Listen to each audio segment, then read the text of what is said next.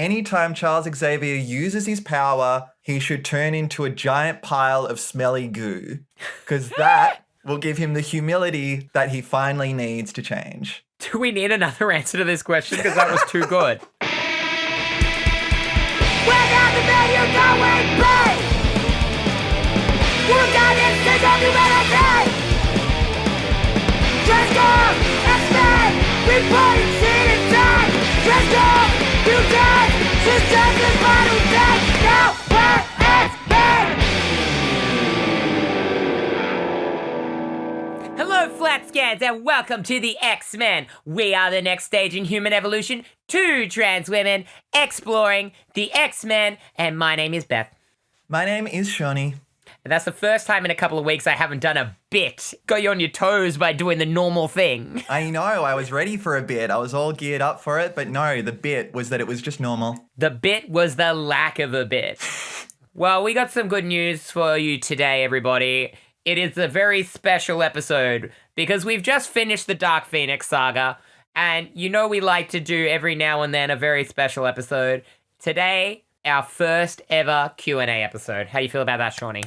I am so excited. I love engaging with our beautiful flat scans, and I feel like we're doing that on the best level tonight. That's right. And if you submitted a question via Patreon, it is in here. If you submitted a question via any other social media, we did a post on Reels, TikTok, and YouTube Shorts, and we got loads of comments. And there's a lot of questions, but there's no way I've got all of them. So if yours isn't in there, we're sorry. But thank you for sending them in. I got one in the mail yesterday. No, but imagine. Just sneaked in. Let's start off with a little fit check. What are you wearing today, Seanny? I'm just wearing my chill little stripy number. Beth, we decided to go comfy and casual, and this is one of my most comfy and casuals that makes me feel good. I should address that we decided, because it's a bit of a gossip sesh, because it's Q&A, we're doing gossip, we thought casual was the go. And it's feeling nice. I'm dressed a bit casual too. I feel like I do need to address the angel wings. I was going to say, that's decidedly less casual, but it's working. Well, they're not on my body. They're attached to my chair. They will be featured in some upcoming Beth, Seymour and the Lizzies projects. When I put the outfit together, I didn't really think about the wings, but sitting in the chair is cool. It's very cool. Beth made those wings. Yeah, I had a little crash out on Good Friday because of the religious trauma, and when I have a little crash out, I like to do a project, and making the angel wings was that. And I've distracted myself from the fit check because I wanted to talk about the wings. I'm wearing a white top and leopard print jeans. Gorgeous. Oh, yes, I love that we see a hint of the jeans there. Very nice. Yeah, there we go. Beautiful. Oopsie. I kicked my microphone if you're listening at home. If you're wondering what that thunk was, might get cut. Who knows? That's Seanny's decision. It stays in. It's real. Yeah, baby. The bumps stay in. All right. What are we saying? It's real because we're getting real tonight. What have you been up to, Seanny? Beth, I've been deciding I want to be really good at bass. Really good? Really good. Like, I think I'm good at bass. I need to get really good. So when I'm not working and I'm not out of the house, I got that thing in my hand and I'm just rocking the Like, even if we're watching a movie, I'm just like, this is my time for getting really good. Well, you are already really good at bass. Oh. But you are now officially in the 0.001% of musicians who practices. Beth, what have you been up to? On the theme of instruments, I also bought a new guitar.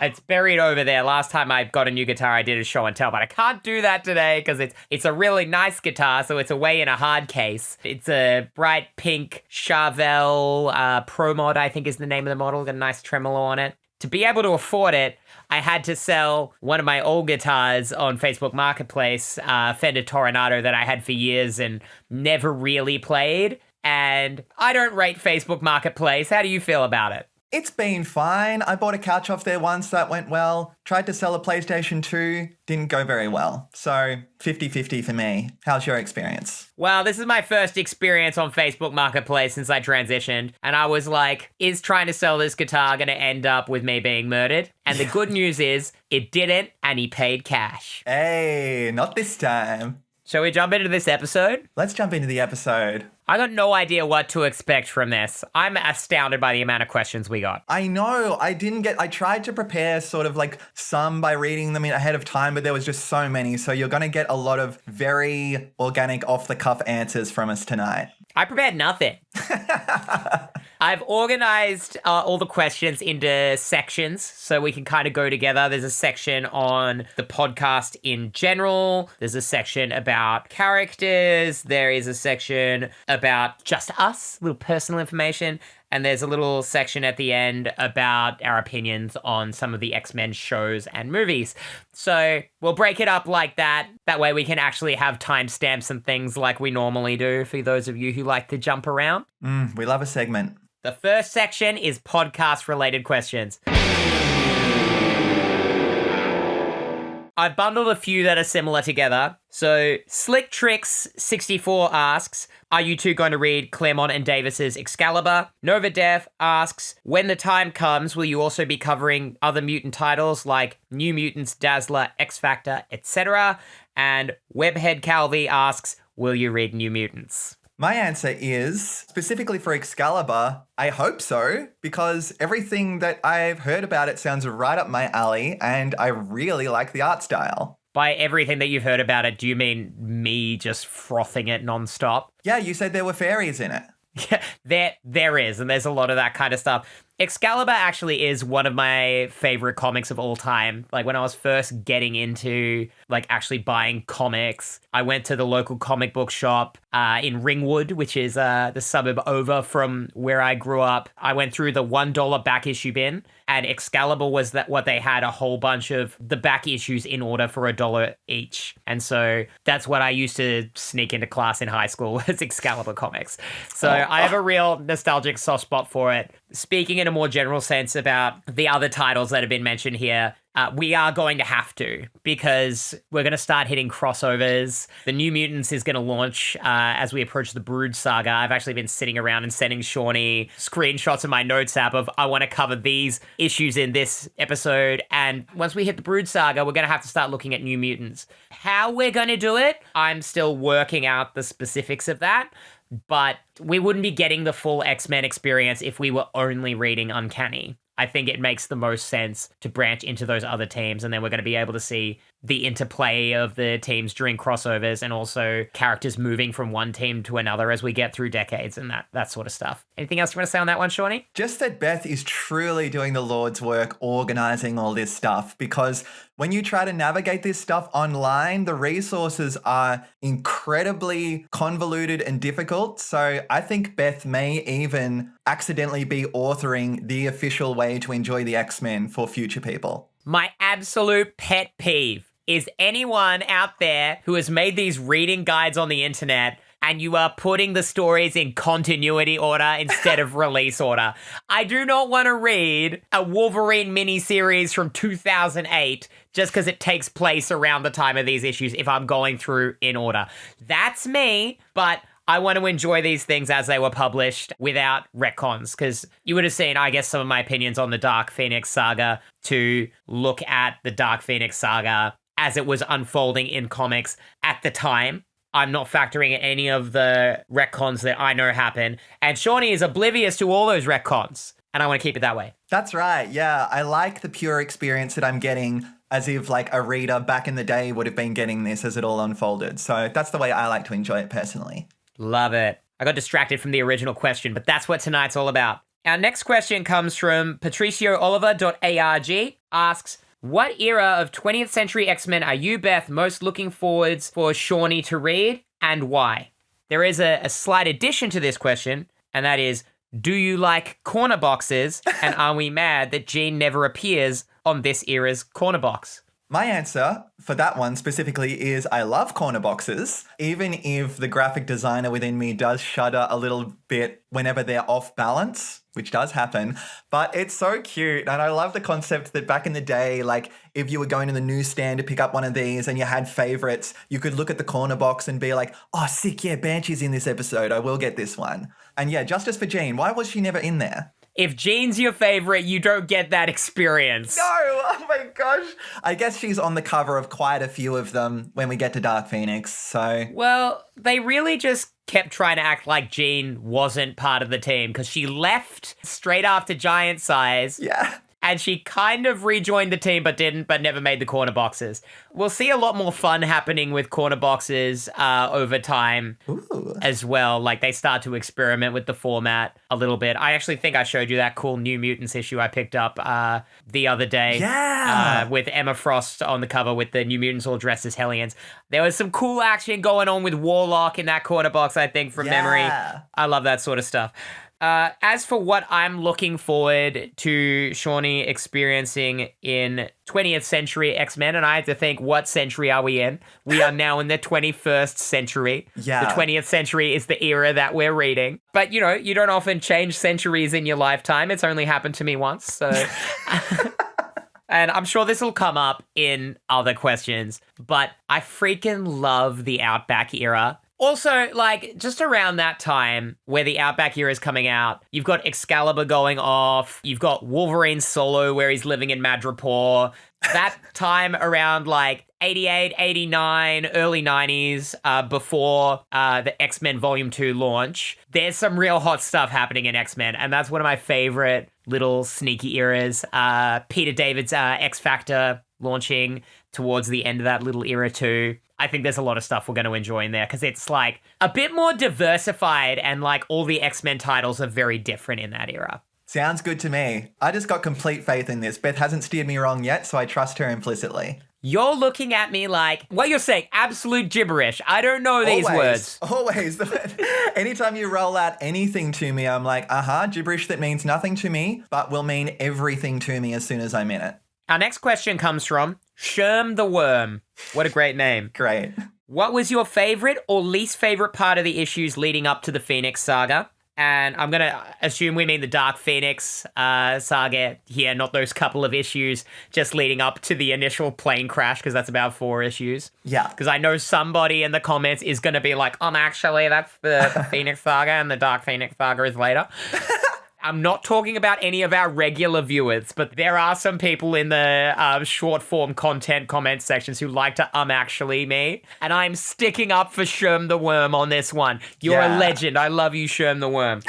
And I just love hearing the words Sherm the Worm. Anything you think they could have expanded on before the saga? Yes. Okay. So I think the main thing I would have loved, because I want to say, like, I loved so much about the saga, and I love where Scott and Jean's relationship ended up. I was such a big fan of it. What just would have made it even better is if that was a little bit more expanded on, I think, in the issues leading up for it. I feel like this was a critique that we both had. In some of those early issues, Scott and Jean felt very out of sync. And that was sort of intentional. Like they were going through a bit of conflict, but it felt quite manufactured at the time, like a lot more shallow than the depths of like actual romance and love that we would get later. So very tiny nitpick, but if I was to change something, it would probably be that personally. This is my exact take, the thing that crossed my mind leading up to this as well, because a lot of the time when you read the Dark Phoenix saga, a lot of people are picking up that trade and just reading this story because it's a classic and assuming all that stuff has been really fleshed out and developed before. But when you read all the issues leading up to the Dark Phoenix saga, you actually see how much time they spend keeping Scott and Jean apart and not developing that relationship. So those moments would hit a lot harder if we had seen more development going on there. Because, like, their interactions during the Proteus arc are really weird. Weird, so considering that they haven't seen each other and thought each other were dead. I would love not to be messing around with Colleen Wing constantly during that era. So Sorry, one of my girl. least favorite parts of this whole era Yeah. is Claremont being desperate to shoehorn in the Iron Fist characters and the Luke Cage characters into the X-Men comics. Absolute wind out of the sails every time. I know, and made me feel weird about Misty Knight not saying anything. And I liked Misty Knight just being Jean's roommate before then. Go back and watch our episodes on those if you haven't. We have a lot of thoughts about Misty Knight just not telling Colleen or Scott at all that she saw Jean at the airport. All right, next question comes from Joel the Geek, and it says, what inspired you to make this podcast? And this feels like a Beth question. I think so. Well, the idea for this podcast is something I've wanted to do years, like way before I transitioned. And my initial idea for the podcast is I had originally wanted to do it with a friend that also liked X-Men that I hadn't seen in a really long time. And I was thinking, oh, maybe we could call it like X-Best Friends, you know? And I just never, I don't even think I've told you this story, Shawnee. No, I'm learning this. And I just never got around to it. I could never do it. And then after I transitioned, I came up with the new title of X-Men as a joke. I think I posted it on Twitter or Threads or something quite early in my transition. And the thought never left my head. When we had been getting ready for shows and stuff, and Shawnee and I would be sitting around the venue, you know, just in the green room or like watching the support bands play between bands, whatever, I'd just explain random bits of X-Men lore to her. I distinctly remember telling you in depth about the Outback era at Lully Tavern. Yes. And, yes. And kind of like after that, I was like, I just got to ask her, and it's now the X-Men podcast, and we'll do it. And the second I told Shawnee the name, she was like, yes, we are doing this. That's all it took. I often say when people ask, all I needed was the name because I'm a sucker for a pun, and it's the greatest one in existence. Very fortuitous that you happened to meet another trans woman who was interested in learning about X-Men. So I'm really glad that we got that to happen. You'd gladly do anything that I wanted you to do and me to you. Like, if there's a project one of us has, the other one's going to be involved. We're just like that now. Pretty safe bet that we're enthusiastic about each other's interests, yeah. Like, getting passionate about something and talking about it with my friends is like my favorite activity in the entire world. And getting to learn about this subject that I've always been interested in from afar from a person that I really like who is insanely knowledgeable about it is one of the best experiences that I could ask for getting introduced to this. So I'm just happy to be here. I'm happy to have you here. And I think it's something that, doing this podcast after transitioning, I have a much better understanding of my own feelings and life experiences now, and it's changed the way that I interpret the themes of these comics. The takes that we have in doing these are just infinitely better than they would have been if I had done this when I first had the idea 7 or 8 years ago, you know? I love that so much. The next one is another combined question from a couple of different people, from Luish818, who asks, are there any X-Men stories or events that you all haven't reached yet in the pod that you're excited for? And from Comics Classroom, who asks, what storyline or arc are either of you most excited to read for the first time, however far away it may be in the chronology? Yeah, so to jump on your previous answer to a question, from concept and outfit styles alone, I'm so excited to get into the Outback era. Outside of that, I know we're going to be hitting Days of Future Past pretty soon, and I am always excited for time travel shenanigans. Oh, get used to it. There's every second X-Men story. It's like when I said ages ago on one of the early episodes, there's 3 types of X-Men stories: mutant metaphor stories, time travel and alternate universe stories, and we're going to space. And people jumped on me. They're like, you forgot about this. You forgot about that. So the 4th category that I would like to add, which I joked was Mojo World, I'm going to change the name of that one to We're Going Somewhere Weird. So it can be Mojo World. It can be Limbo. It can be Otherworld. It can be the Australian Outback. Ah, gorgeous. There are more categories, of course. It's just a silly little goof and a gaff like we like to do. But as for what I'm looking forward to getting to, I'm thinking in the very near future. First of all, I'm excited for the introduction of Rogue because aside from Emma Frost, I don't know if I've mentioned this on the pod or not, Rogue is my other favorite X-Man ever. I'm really excited for the Brood saga, actually, because I want to think about, like, how the body horror kind of aspects of that storyline, I'm going to interpret them differently now that I've transitioned. Ooh. For your reference, Seanny, that is basically them doing Alien. Hell yeah. I gotta say, I'm a sucker for body horror stuff. I am also very excited when we inevitably hit Inferno. Inferno feels like the culmination of everything Claremont's introduced since the start of the run to me. I know like that little era goes on for a little bit longer, but it's just like a really incredible over-the-top crossover with so much stuff to get into. And Seanny, you haven't even read a crossover yet. That's a whole world that we're going to have to unlock for you. I'm so excited. Written by Hand has a question for Seanny, which says, what was one of the biggest surprises for you as you read these issues for the first time? I mean, like, yeah, there've been a lot, but the number one thing has to be how much emotion is injected into these comics and how beautifully the prose conveys that emotion. I think it's very easy when you haven't really dabbled in comic books before and are looking at them from a distance to think and assume that they're going to be very like action movie or Saturday morning cartoon, because that was my previous exposure to them, basically. They will be eventually, yeah, once we hit the 90s. Yeah, and look, I love a bit of that as well, don't get me wrong, but I also love feelings, and this comic is dripping with so many feelings that it's ended up being like the number one thing I've cried the most to while reading in my entire life.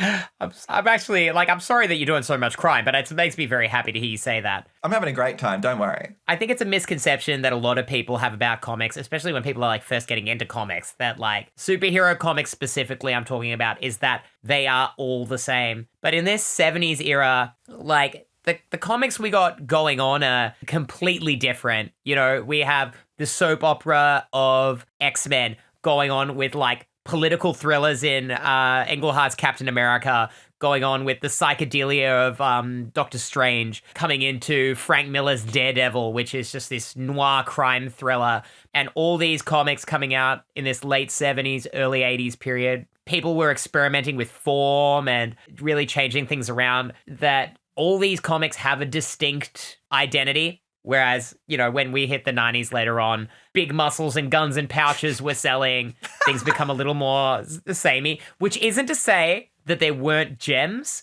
but you can see like the negative impacts of the comic boom on storytelling. So, totally, yeah. And I think that era where comics were most at the forefront of pop culture and selling millions of copies, and, you know, Rob Liefeld and Todd McFarlane were mainstream celebrities. That's why that's so many people's perception. A question from 1407 Grey Malkin, pretty regular contributor on Reels. They ask, will you be having additional guests on the show?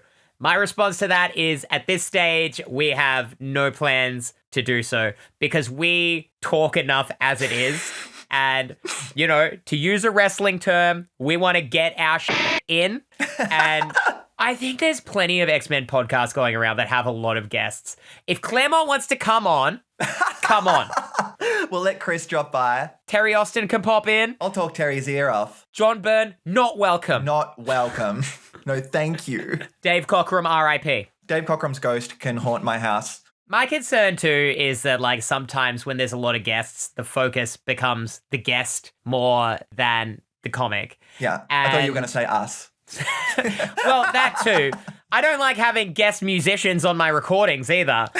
You know? You think we want to share the spotlight? It's my ideas. I want to get my ideas and my takes in there. I'm being silly now. Like, there's a lot of great podcasts that format works for, but it's just not how either of us have envisioned this podcast. So yeah, things may change for us, but at this stage, just no plans for it. That's it. All right, we got a question from Messrs. Ogilvy, who asks, how would you go about encouraging someone who reads the comics but definitely specializes more into one or two characters to branch out more into others? Sounds dumb, but I could tell you all about Nightcrawler, but a lot of momentous stories that change the X-Men, as we know, I have no idea, and it's like my brain turned to pudding.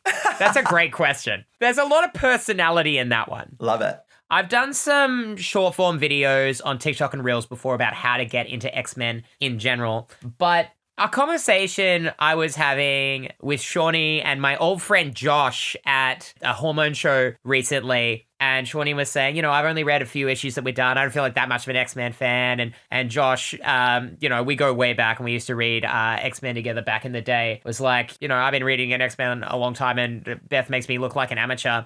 And my response was like, whether you've read like 2 X-Men comics or 2,000 X-Men comics, you like X-Men comics. Yeah. So if you're getting enjoyment out of just reading Nightcrawler, go off, just read Nightcrawler. But at the same time, there's a lot of great moments for all these characters within those events. There's a lot of great Nightcrawler moments in the stories that we've read so far. And so turning away from like major X-Men events and other stuff like that, you miss out on that sort of stuff. So my advice is think about the types of stories that you do like and seek out stories in that style, because you don't need to feel obligated to read every X-Men event. We're reading a lot of X-Men and trying to get through most of it because that's what we want to do.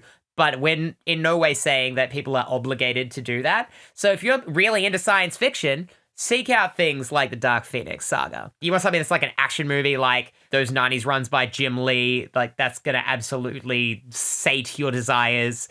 But the other thing is, I think something that really helped me too, that I didn't, when I initially read X-Men, I had random trade paperbacks and stuff. And, it's hard to get access to every issue if you're not going on Marvel Unlimited or something like we have now.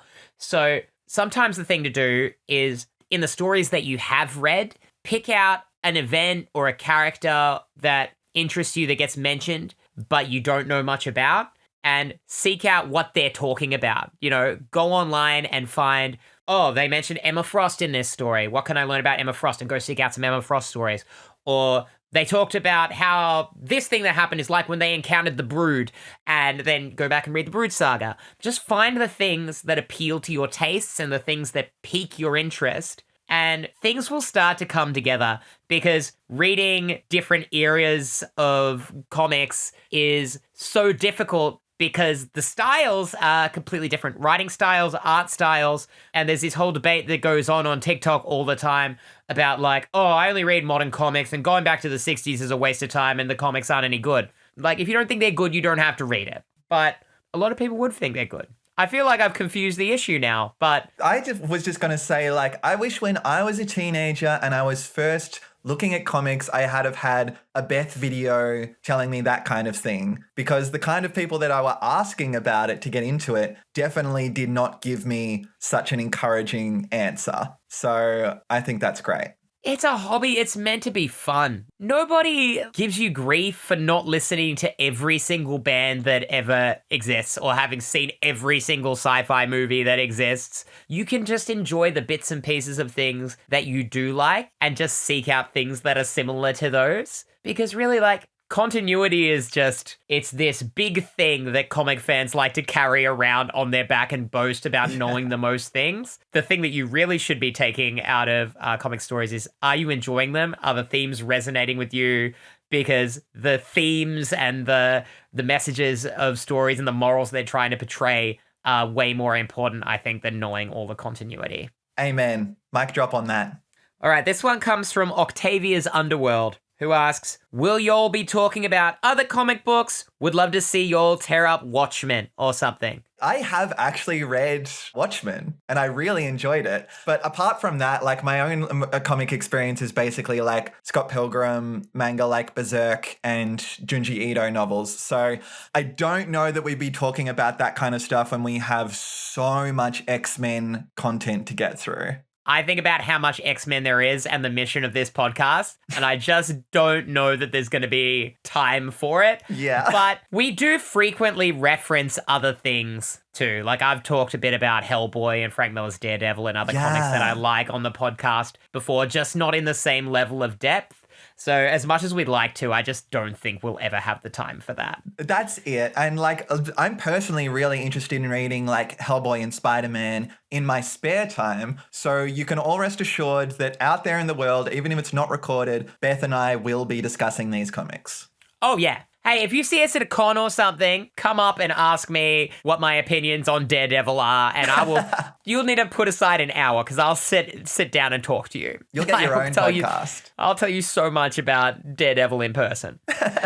On that note, if you ever see us at a con, please do come up and say hello. We're always happy to talk to the people. Always. Next question's from Dominic Bundo 495. I would love to know what X-Men teams you're excited to share with Seanny. Excalibur is the one I'm most excited to see if and when it pops up. Lots of Excalibur fans. Real heads, no. It's not like the biggest X-Men comic ever, and it wasn't like a mega hit or anything, but it had its dedicated fan base that kept it in publication for a long time, and I am one of those fans. Excalibur's one. Both of Peter David's runs on X Factor, so the government X Factor and X Factor investigations. I really love the early 2000s New Mutants / New X-Men Academy X kids. Like, those were the teen X-Men when I was a teenager, and I know we're ages off that, but if and when we do hit it, I'm going to have so much nostalgia. Like, a lot of the teams I really love are in the era that I grew up reading comics. But as for ones that we are going to encounter soon, I think Seanny's really going to love New Mutants, Excalibur especially.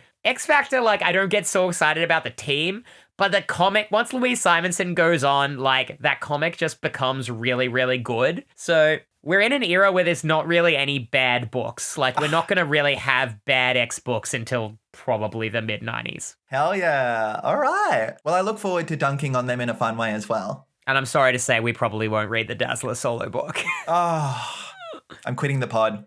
Don't you even joke about that. No, I could never. Next question's from Silver Screamer, who asks, do you plan on sticking to X-Men, or you'll be including important sidetrack stories like Avengers 200 or Avengers Annual 10?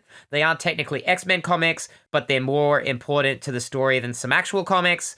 And do you consider stuff like Long Shot 1-6 to be X-Men comics or a skippable side thing? So I think this is another one for me. Sorry, Seanny. No, that's fine. We were actually talking about this recently.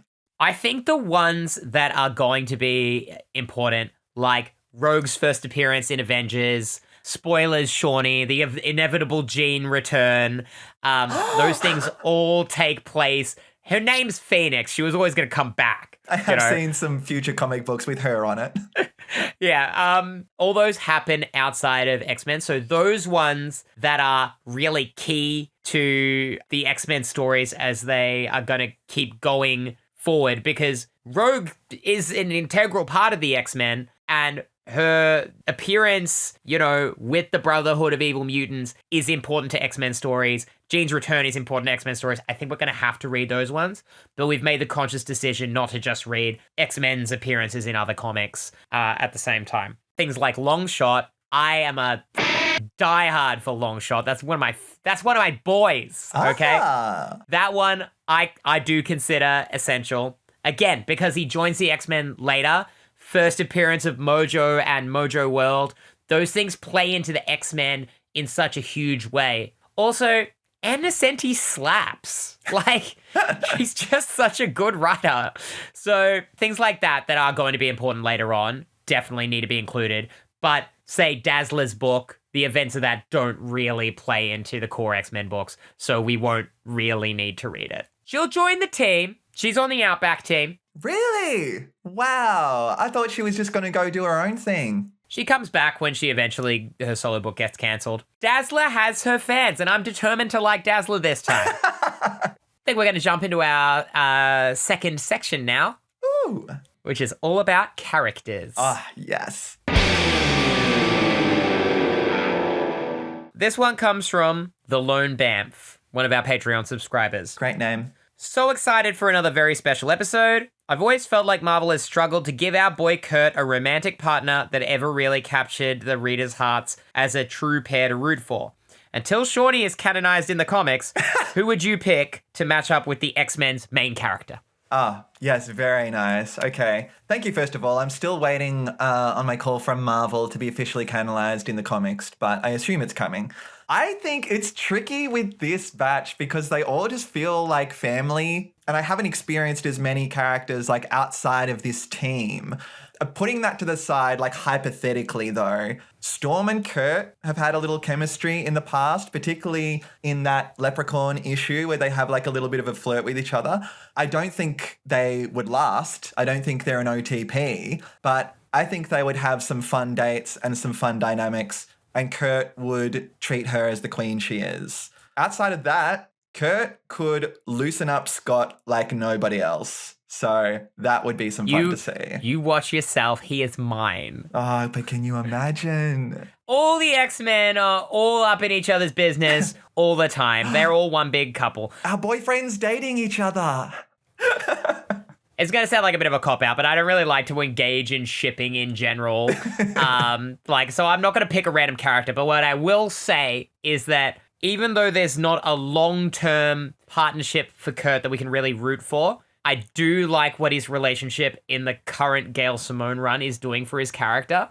And I'm just finding it very wholesome and very nice. Mackenzie, I think that's the partner's name. Correct me with the text on screen if I'm wrong, Seanny, but I'm really enjoying that. I'll wait for Seanny to get put in the comics. Thank you. That is the true OTP.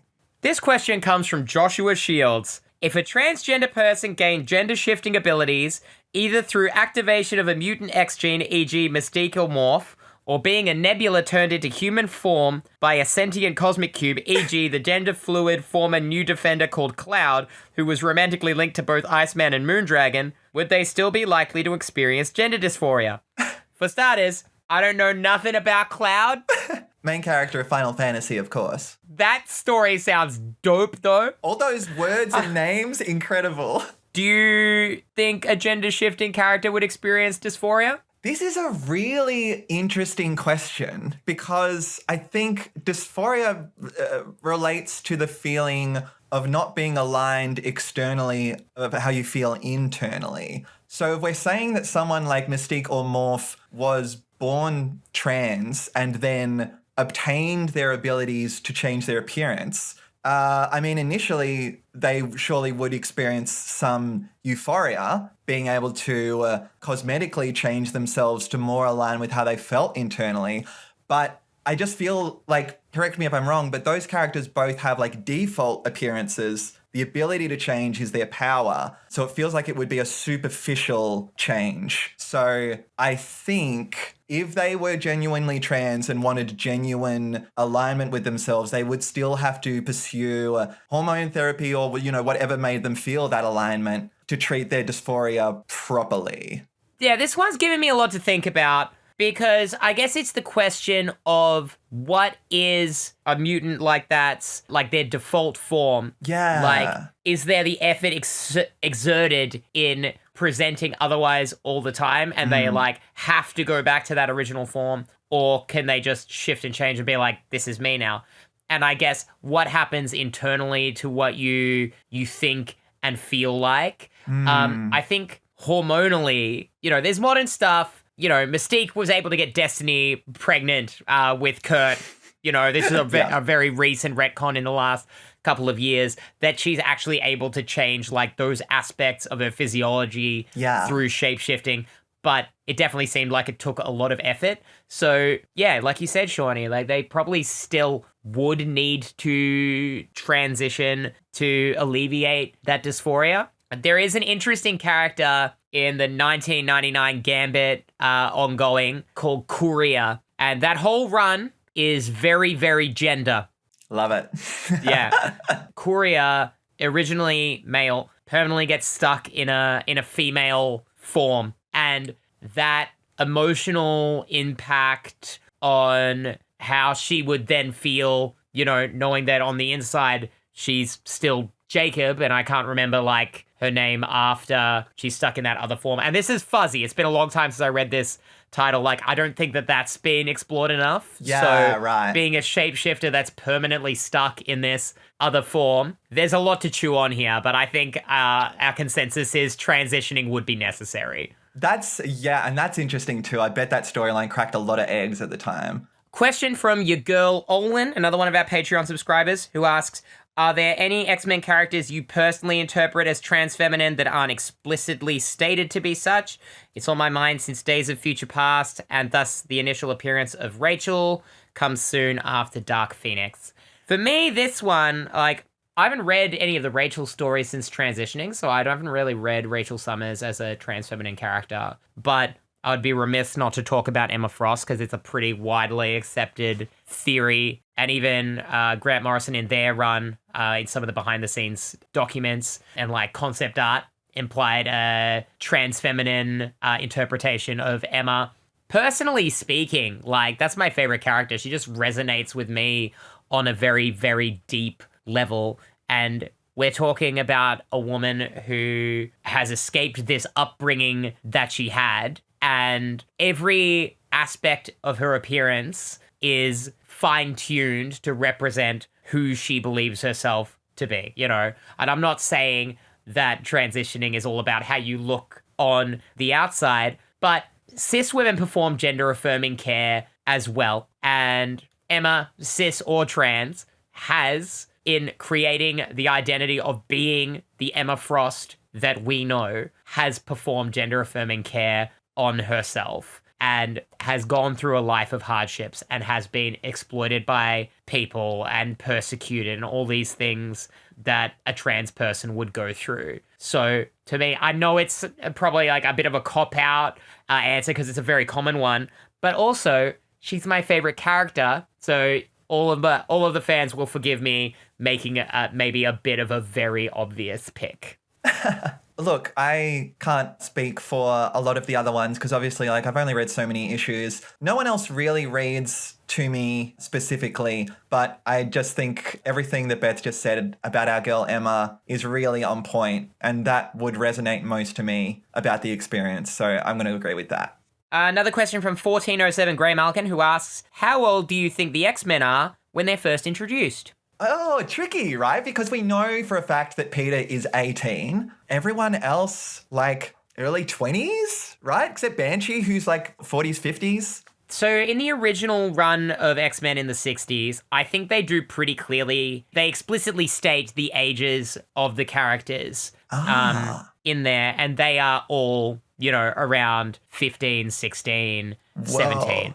It doesn't seem that far removed from that run when the events that we're reading happen. Hank obviously graduates from the Xavier Institute in that original 60s run. So to me, it seems like our core original X-Men are around 19, 20, 21. I kind of interpret Kurt and Storm probably as being around that same age. Banshee definitely seems mid-40s. I think Wolverine is intended to be around their age originally, but until they take the mask off him and draw him as older, because they're making things up as they go for him, the interpretation of him where we are now, I feel like they're trying to show him as being around Banshee's age. Yeah, I can read that. Yeah, it's so fluid and things are developing as we're going. Charles's age is all over the place because they keep inserting more events into his backstory, but having him in the Korean War sets him pretty firmly in time in the point in the comics where we are now. Yes, that's it. He's got the bald head, dark eyebrow thing that makes men's age impossible to tell. Some random human 20 asks, how do I get started on reading Storm and Magic?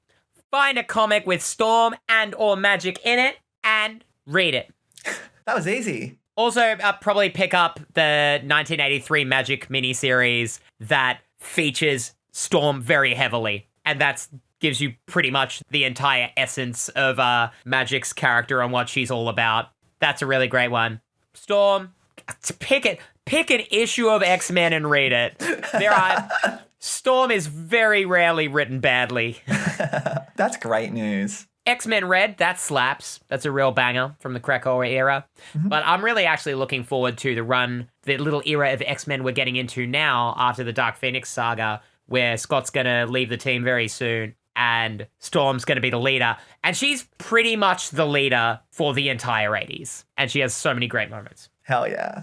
Design Nerd asks, I love Dazzler, but she keeps getting more boring. What would you want to see her do? What do you want to see Dazzler do, Shawnee? I'll tell you what I want to see her do. I want those cowards to bring Grace Jones back and make that movie. I don't care that she's, in her 70s now? I want a geriatric Grace Jones fighting villains with the power of disco. No notes, that's perfect. Tealbaum asks, I've been reading comics for over a decade, but only decided to dive into X-Men within the last 2 years. And my favorite thing that I found right away was how emo Scott Summers is.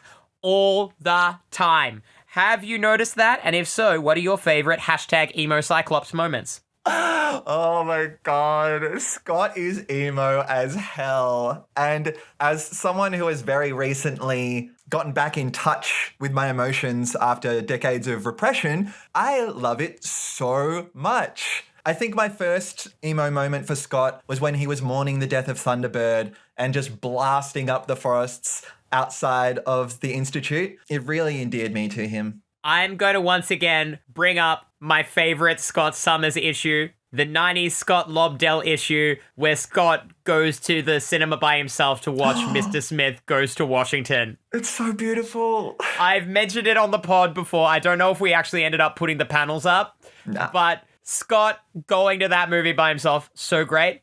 There is also a really great issue, I want to say from maybe Ed Brubaker's run, but I could be completely off the mark with that, where Scott and Corsair go on a camping trip together. Corsair comes off the ship and there's these great long panels where one of them says, should we hug or something? Then the middle panel is like, not if you don't want to. And then the bottom one was them staring at each other in dead silence. And that's an iconic moment. I think that was my Facebook cover photo for a while, that panel. Oh, hell yeah. Cinnamon.twist asks, I have a question. Which X-Men character did you dislike at first, but grew to like as you read more about them?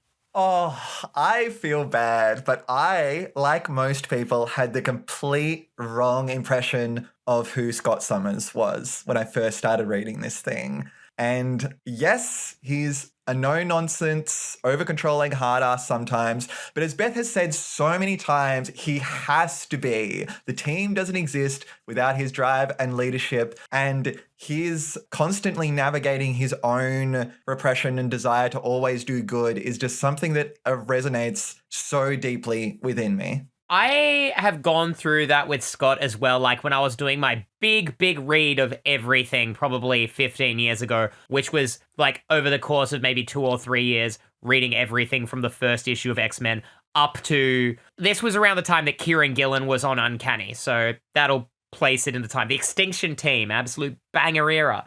As a kid, loved Scott. As I got older, didn't like him at all, and read through the Claremont run, started to enjoy him. Hit X Factor, started to really hate him again. Got back through the 90s, and I think it was that Jimmy Stewart issue where it finally hit me that I'm like, I actually love him. Yay! He's actually one of my favorites ever. But I think it's one of these things with X-Men, over the years, through different writers and stuff like that. Wolverine even, I've loved and hated at different times. Around the Schism era, I could not stand that man. And I've warmed to him again now. But, it's this complicated thing that these characters have been through a lot of different eras and a lot of different writers and a lot of different styles. And so under a different writer's pen, I'm going to feel about that character in a different way. Yeah, very true. I've got a whole bunch of slapped together questions from a few people here that are all very similar. Zachary Thompson asks, who's your favorite mutant and why? Who's your least favorite and why? Mia I. Striker asks, who is a character you love to hate or who's a character that you hate to love? Monday asks, do you have an X-Men character that you really hated at first but slowly became one of your favorites or vice versa? Loved and then slowly hated? That's kind of similar to the last question. And Big Robot Dork Samuel asks, who is your least favorite X-Men character and why? May I? Please. Alex Summers. I hate him. I hate his guts. I love to hate him because of the joy it brings all the fans of the pod. But the things that Scott goes through, the things that Scott does so selfishly and constantly tries to help and support his brother. He literally has brain damage from saving his brother's life as a child. Alex has this resentment for Scott that no matter what, he's always like, Dad likes you more. God. Mr. Sinister experimented on you more than me. Like, I can't with this man. What are his big moments? Working for the government? Or like the recent like influencer era X Factor? Like, oh my God, this guy sucks. And I know that because he sucks is why people love him. They love the underdog aspect of Alex. Yeah. And maybe I'll come around like that in this run. But I love to make fun of him. I love to roast him. This guy sucks. He does bring you joy in one form or another. Do you have a character you love to hate? Yeah, see, this was a tricky one. I've got to go with Alex Summers as well because, like, I've only experienced him a little bit, but he's been nothing but frustrating to me. But jumping on the bandwagon of Beth's extreme hatred of this man has been one of my favorite little bits of the pod. So that's a fun ride that I'm on right now. A character that I hate to love is Dazzler because she's absolutely vapid, has zero personality in the issue that we read anyway, but she really won me over with those roller skating boots, hey? This one for me is I hate that I love Mojo. Oh my God. If people hate Mojo stories, and it's like a pretty common take online that when Mojo pops up, there's a collective groan from the audience. Not me. Oh my God. The second a Mojo is revealed on a last page of something and I know we're getting 4 issues of Mojo, give me more. I wish I hated him so I could be more in tune with the rest of the community. But oh my God, Mojo stories are so much fun. Oh, that's great to hear. My experience of Mojo has been that one episode he's in of X-Men 97, but I had such a blast with that episode. So I'm glad to hear that his comic storylines are fun as well. The next question comes from Comfy, and they ask, favorite X team? For example, Generation X, New Mutants, etc. I guess I have more experience with this than you, but are you liking any of the little X teams that are popped up in X-Men 97 at the moment? Oh, I mean, yeah, that's so true. Because I was trying to think about this being like, I like the current team. That's my only team. But yeah, I really got a lot out of, is it X-Force? The little X-Force, Jubilee yeah. Cable thing.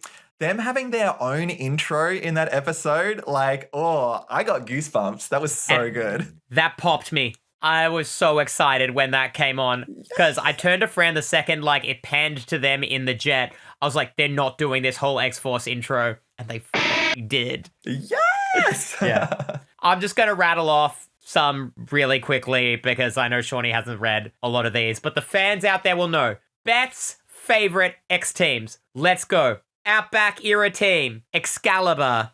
Peter David's X Factor. Both runs. New X-Men. Academy X. Especially the final lineup they come to when Yost and Craig take over writing. Yost and Craig's X-Force. The X-Men Extinction Team. I'll give it up for the Louisiana X-Men, who I really, really am enjoying right now. Beautiful. I'm going to think of like 10 more later. I'm going to think of like 100 better responses to all these questions after the fact. I love Generation X. I love the New Mutants. I'm not so hot on X-Force in the comics. I actually really enjoy Uncanny X-Force, though. I love X-Men. I love hearing you X-Men. talk about teams that you love. Comics with X asks, what are your thoughts on characters that haven't shown up that much in the era of X-Men that we're reading, I assume? I have Angel/Archangel, Psylocke, and Gambit in mind. Any faves that haven't shown up in the early Claremont stuff? Yeah, I'm hanging out for Gambit to get here. I've talked about it before, but he's my boy. He's my fave. He always has been. I love everything that he is in that original animated show and what he's doing in 97, but that's me.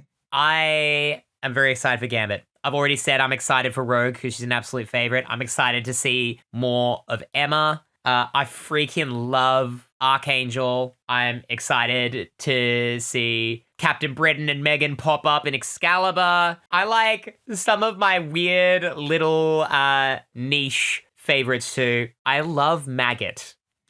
Seanny, for you, Maggot is a character whose digestive system is 2 slugs. Yeah. And he doesn't have a lot of appearances, but he's a lot of fun. I freaking love Elixir. I don't know if I've ever mentioned on the pod that that's like a top 5 X-Men ever for me. Elixir from New X-Men. Beautiful. And yes, I do remember you talking about Maggot, and I love him already. Deb Draws Conclusions asks, now that Cyclops has been more or less redeemed, who's next in line for you who needs the same type of attention? And I think what this is getting at is the wider audience, you know, outside of diehard comics fans, had the negative perception of Cyclops that we talked about. But after X-Men 97, the recent Alex Packnadel solo run, all the other big Cyclops stuff that's gone on, and everybody is very on board with him now, who needs that public attention? Xavier's got to get his shit together. And I worry it's not going to happen, ever. I don't ever want to live in a world where Charles Xavier is redeemed. I don't want to see him as a hero.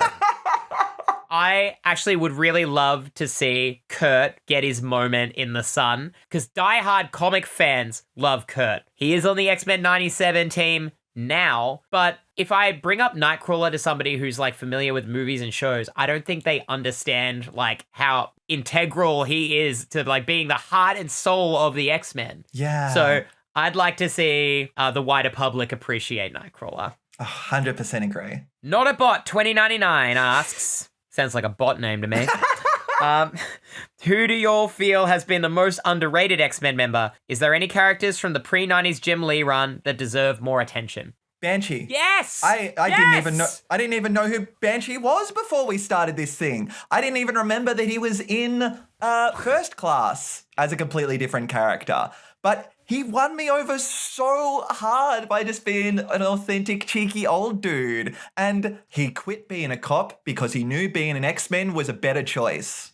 That's right. ACAB, except Banshee. All cops aren't Banshee. That's it. And you never will be. You never will be. And Banshee will never again be a cop, except for whatever X-Corp does. SL the Coffee Addict asks, Emma Frost and Wolverine, yay or nay? Nay. Next question. Oh, what else do you want me to say? She would hate the hair. It's a nay from me, dog. Oh, that's a big nay. Okay. 0101881S writes, Magneto and Professor X, gay? Joke. But do you have a favorite pairing, canon or not? And if so, why do you like them together? I'm forever here for Magneto and Chuck being gay together. Like, to be fair, my main exposure of their dynamic has been the movies and X-Men 97. But to me, if you read the fact that they have or had feelings for each other in that way, it makes everything about their relationship better. So yeah, sign me up. Complete disaster gaze. And I interpret them as they had a brief fling and the resentment has lived on forever, and I don't think they should ever get back together. Agreed. They're both better off without each other. Yeah. As for a favorite pairing, I'm obviously a huge defender of Scott and Emma together. I love their dynamic, but maybe part of that is like growing up reading Matt Fraction's X-Men. The Matt Fraction and Kieran Gillen eras really meant a lot to me. Even though like they were cheating on each other, all kinds of stuff, but I feel like the relationship dynamic allowed for that sort of weird stuff to happen. It's X-Men, baby. I love them together on panel. Gorgeous. And if they could be on that thruple on Krakoa with both Wolverine and Scott's rooms adjoining to Jean's, there was no reason Emma couldn't have been involved. That's right. Double standard. Jean can have as many boyfriends as she wants.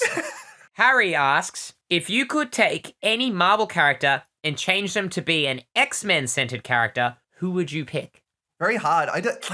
My experience with other Marvel characters is like the movies and stuff. Get Spidey in there. I am literally always excited when Spidey's around, so that's my answer. I love Spidey as a loner. Like, I wouldn't want to see him exclusively in the X-Men. I'd like him to have a bit more of a stint living there, because like that little Spider-Man in the X-Men miniseries, I remember it being fun. The one where he like Wolverine's dead and he takes over Wolverine's classes at the school. That was fun. I would like to shout out one of my favorite Marvel characters of all time, Hercules. And Incredible Hercules, that's like a top 10 Marvel comic for me ever. Greg Pak, Fred Van Lent, That's a great comic. And he's such an underutilized character that I know he's not a mutant. Neither's Juggernaut. He's been a great member of the X-Men every time he's joined a team. So having Hercules living at the mansion for a while, moving in on Krakoa, aren't gods just mutants? I actually love that. They could be. They're born with powers. That's an interpretation that I would love to see somebody play with. Like, Yeah. what if all the pantheon of gods in the Marvel universe are actually just prehistoric mutants? True. Same rules. It's hereditary, because Hercules is a demigod. He inherited it from his father. Hellion asks, question, knowing who Emma becomes later on, how do you feel about her in the Dark Phoenix saga? Clearly an Emma fan with the name Hellion. Beth, would you like to go first? I love seeing her. Thank you for letting me go first. I love seeing her at her absolute ruthless, evil best when she first appears. Because as we see more of Emma, are going to start to see that Emma, too, is a victim of the Hellfire Club's dealings, and her path to redemption is very long. It takes nearly 20 years, 15 to 20 years from that first appearance before she starts running Generation X as the headmistress of the school that they're at. I think we need to see the bad side of Emma to get there. That's her point of difference to the other X-Men characters, that she has come from doing these really despicable things, whereas Rogue did a few bad things, but like she was very, very young when she joined the X-Men. And I think it's a really interesting dynamic comparing her to all the other characters in the X-Men who have been on the team since they were kids. And she's come in from such a different background. So that's why even now the X-Men don't really trust her, you know, even though she's done so much good over the years. One of my favorite character dynamics of all time is the antagonist to ally pipeline. So knowing where she ends up and that she is going to be a villain for a while, I love to hate her now. I can't wait until I love to love her in the future. She's the best. She's just my favorite character ever. B-Weave asks, Beth, as a fellow lover of Scott Summers, I got to know what you thought of the Bendis run on Uncanny. You don't need to get into spoilers, but do you think it helped or hurt his character in the long run? I'll just be very quick on this. Bendis's run on X-Men, the initial ideas were good and they stuck the landing on none of it. I like the start of All New X-Men a lot more than the Uncanny book, but you kind of need to read both to get the idea of what's going on. I don't love the run, but I liked the idea of Cyclops as this militant revolutionary, and I wish they'd let him do something that actually mattered with it. Like, it didn't actually result in any big, resounding, universe-wide events, you know, or they created, like, ripples for the greater Marvel universe, even though it seemed like it had big stakes. Storytime with Casey asks, I always loved Emma's diamond form for a secondary mutation. It fit her character perfectly, cold and stunning. What are some secondary mutations you'd like some other fan favorites to get? So, Seanny, can I just explain to you about secondary mutations? Yes, please. It was a late addition to the X-Men during Grant Morrison's run. So Beast kind of transformed to a different appearance during that time. Emma developed the diamond form. So it's a mutation that happens years after the initial mutation. Black Tom got his connection to the Earth, where he could control plants rather than just channeling energy through his stick. All those kinds of things. So it would build on an existing power or appearance that a character has, but is an additional mutation that would make sense for them. Cool. So it's like going to Super Saiyan 2 after Super Saiyan 1. Yeah. I think anytime Charles Xavier uses his power, he should turn into a giant pile of smelly goo, because that will give him the humility that he finally needs to change. Do we need another answer to this question? Because that was too good. Hear me out. Wolverine, extendo claws. Yes! I've been reading the Star Wars Expanded Universe books where, like, some of the Jedi have dual-stage lightsabers. So the lightsaber has the normal length and then they hit the button again and it gets a bit longer.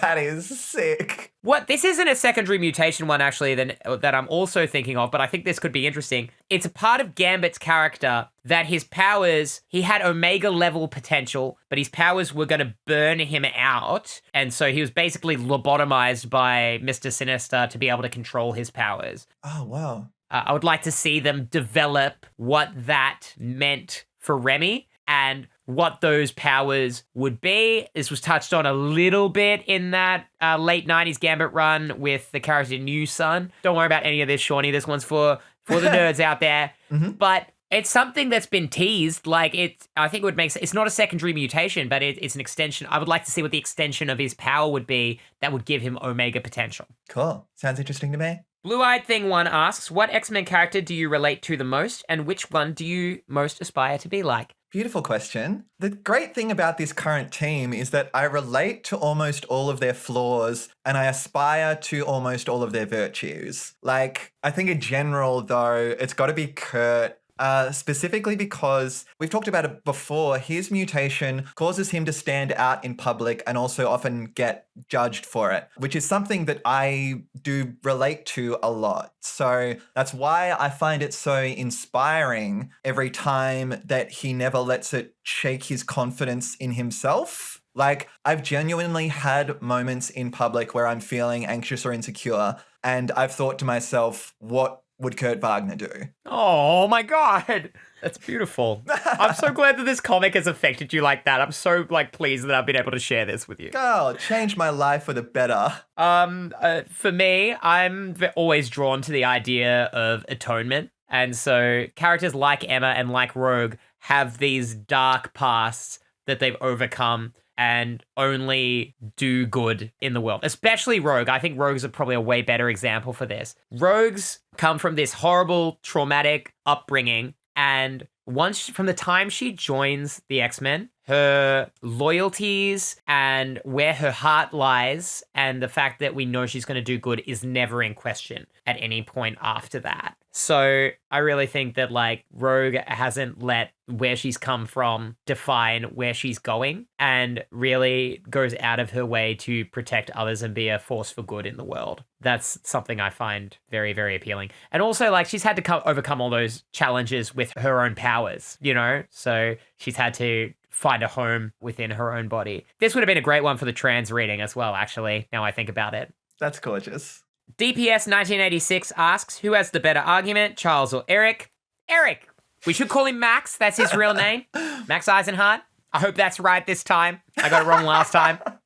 Shawnee had to put it on the screen. Charles is an assimilationist. His view of a perfect acceptance for mutants is that they act exactly like humans, they blend in, and they belong. And that's not how we approach queer pride, is it? My goal as a trans woman isn't for everyone to think that I'm a cis woman. It's to be myself. Yeah. And while Magneto's methods are loud, the popular understanding of him defines him as a terrorist, but really he doesn't do that much. Mostly it's just the persona and the aura of Magneto. But his message is that we shouldn't have to change who we are to be accepted. We're going to overtake you as a species, he says, which I don't think trans people are going to do. But I think we're always going to be a small minority of the population. But I want people to accept me for who I am, not to accept me because I'm trying to be just like them. Amen. The thing I find really interesting about them, obviously having experienced less expansion of both the characters, is that they're two sides of the same coin and both have flaws in their arguments, right? Eric fights for mutant acceptance, but at least early on, he's going for mutant supremacy. And Charles fights for mutant acceptance, but is obsessed with being a model minority. And like you said, an assimilationist. So I have to side with Eric being who I would personally, God, would I be an evil mutant? I think I'd be convinced by Eric. There's a great meme that went around a while ago where somebody was roasting the fact that it was called the Brotherhood of Evil Mutants. And they were knowing the things that queer people do online, if there was a group called the Brotherhood of Evil Gays, we would all sign up immediately. In a second. That's so funny. The second Pauline Hanson said the words transgender insurgency, everybody raced to change their Instagram handle to that. You just know it. Sign me up. Web asks, who is your favorite X-Men villain, Beth? Count Nefaria. Next question. No, I'm kidding. Yay, I knew you'd come around. No, wait, he's never going to be an X-Men villain again. I really, really love Mojo, as I've already said. I have so much fun. I really, really love Arcade because Murder World is a blast every single time. And Mr. Sinister has taken so many different forms over the years, like going from his really like dark pulling the strings from the shadows version to like the sassy gay diva we've got now. Like, that's a lot of fun. But I think Apocalypse has to be the GOAT. When Apocalypse shows up, it feels epic. It feels huge. Like when he appears, that's like a game changer villain. You know, once they really like work out what his thing is, because it takes them a little while until Louise Simonson comes on. I know they're all basic picks, except maybe Arcade, but like the fans love Arcade. Those are all a lot of fun. How about the ones that we've seen so far, Shawnee? I loved Arcade. I love such a unique take on it. Like, he wasn't trying to conquer the world or anything, which I think a lot of the other ones have got going on. He's just a bored rich kid with heaps of money who likes killing in really creative ways. It's going to be a hoot every time. It is a hoot every time. Jojo Boji asks, which member of each X-Men team would be the worst roommate? I guess let's just focus on the team that we're looking at now. I love Logan, but he would stink and he'd always be grumpy and he'd leave blood all over the house. I love Scott, and I'm not saying if I was his partner, I'm saying if I was his roommate at this era of the X-Men that we're in right now, you just know you would walk past his room and hear him sobbing all the time. And you'd ask him what's wrong and he wouldn't want to talk about it. So I'm sorry, that's my boyfriend and I love him, but in a roommate sort of situation, probably not. He wouldn't be crying if he was with me. No, of course not. You'd walk past his room, you would either hear sobs or like really aggressive music while you heard him like laying into a punching bag. I made a TikTok years ago before I transitioned and I was like, what punk subgenre would each X-Man be into? Yeah. And they gave Scott Youth Crew and yep, absolutely. Scott is a Youth Crew guy through and through. Nailed it. Second Sable asks, if you had to cut one member of the X-Men team and replace them with any other character you've met so far, who would they be? Cut Charles. Sunfire, he's back in. Yeah, that's a good one. I would also cut Charles, and I'm bringing in Dragonfly. Yay! Dragonfly from the Animen. If you haven't watched from the start, go back to our early episodes. We love her. Oh my God. Do you want to say who speaks again? Who speaks? Imagine her saying that all the time. She's just cool design, like really cool design. So cool. She's weird as hell. She's out there somewhere. She escaped Muir Island. She did escape Muir Island. Stellar Light 1387 asks, I remember one of you saying that Magic was a favorite of yours. Did you read the recent Magic run by Ashley Allen? If so, what did you think of it?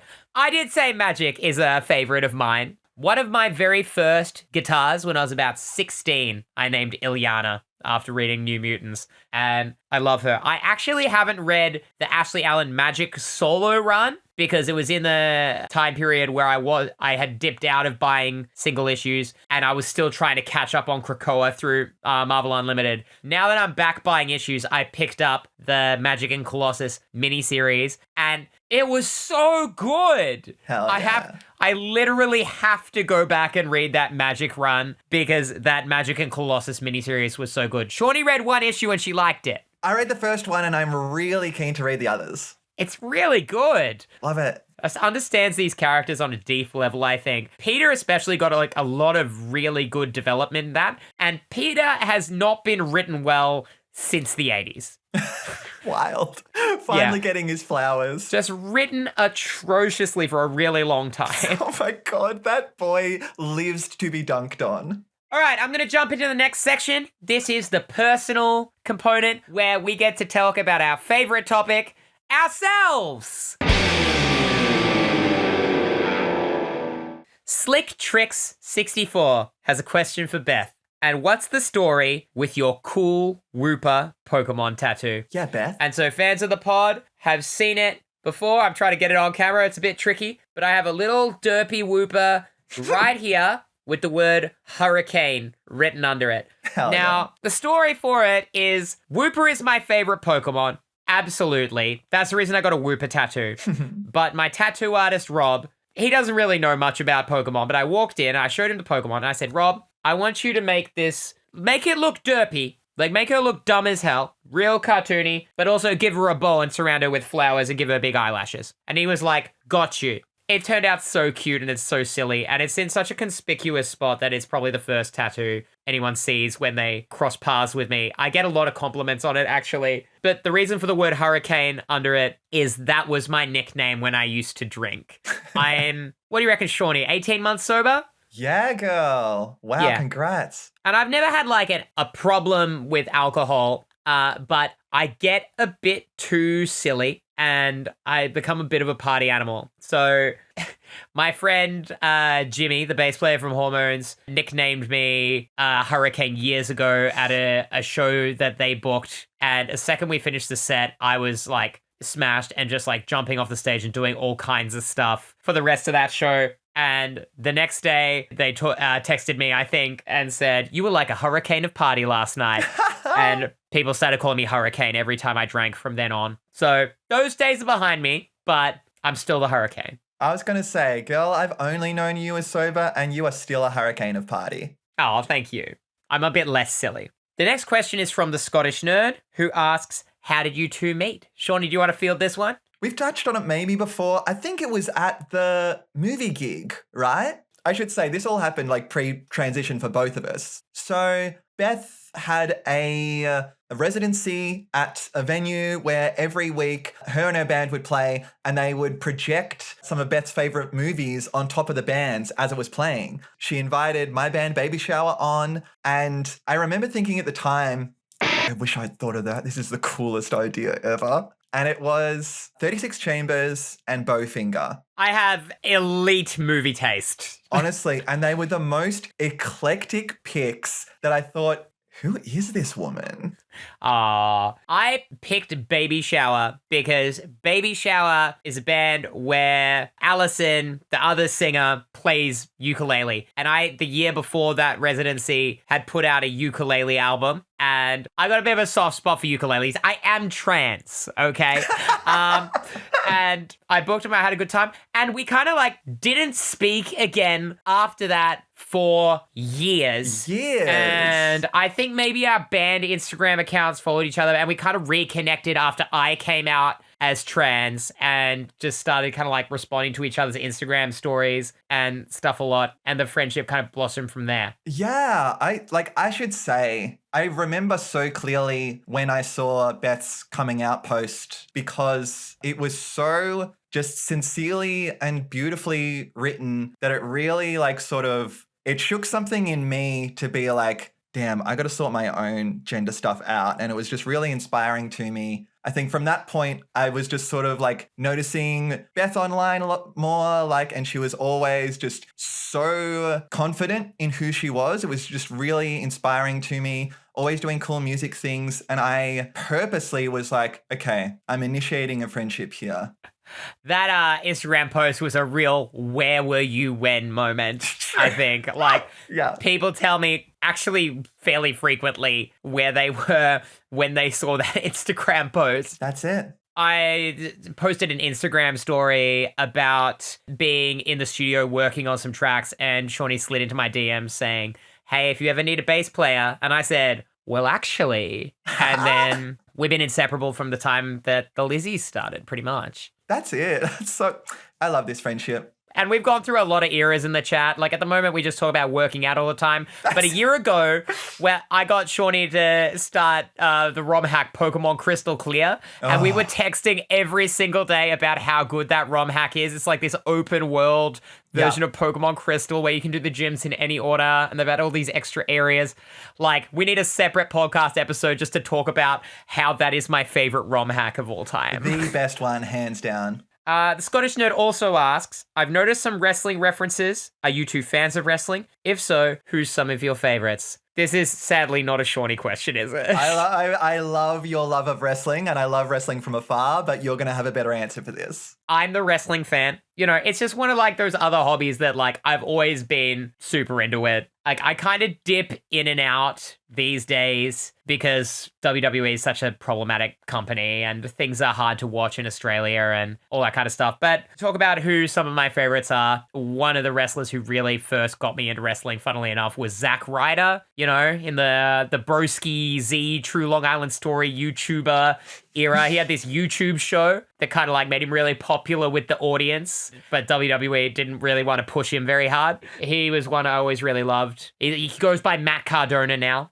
which is his real name. And my all-time favorite wrestler is Owen Hart, you know, RIP, you know, who died tragically in the ring. But as a character and as a technician and as a wrestler, and obviously I'm a massive Bret Hart fan as well, like The Hitman. that real technical kind of wrestling, you know, storytelling. But I loved Owen just always being a diva. He was always a diva. He had that scratchy voice. You know, Bulldog, you might have 2 titles, but you don't have 2 salamis.